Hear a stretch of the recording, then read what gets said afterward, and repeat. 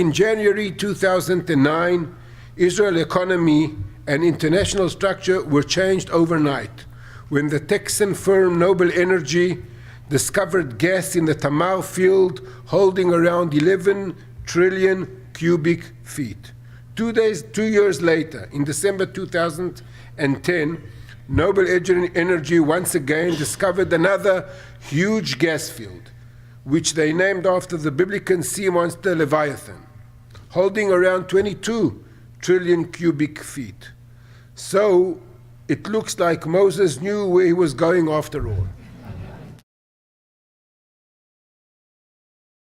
The Department of Energy and its national labs are world-renowned for investment and expertise in technology development, innovative science and research, and our important public-private energy partnerships that have spurred commercialization of our energy resources.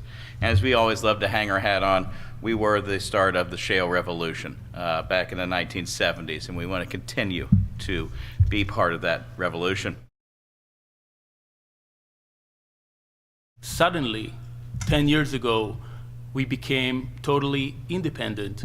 And not just that we're independent, we were also exporters. And not only exporters, we started exporting to our neighbor countries that only a few decades ago we were in state of war with those countries. And now we're exporting natural gas to them in significant amounts. We have to think about new pipeline opportunities, new opportunities to export gas abroad. That includes more pipelines to Egypt, pipeline to Europe, pipeline to other neighboring countries, other LNG applications, CNG applications. Really, every technology is open because there's simply enough gas. So it's a matter of balancing technical considerations, economic considerations, above ground risk considerations, but it's a good problem to have.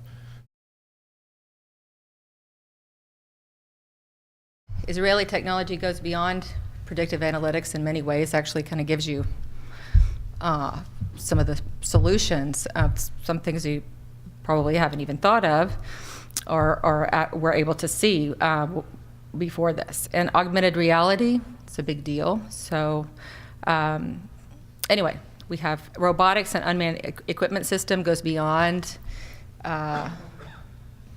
it goes beyond drones, actually. So we're talking about equipment here. And then we have our secure data transmission system as well.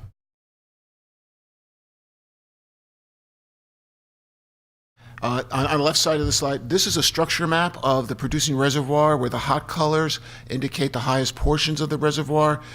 So the reds and the yellows, which are elevation-wise higher than the discovery well, have a high likelihood of being productive, and possibly slightly further down the structure also. We don't know the extent of it yet.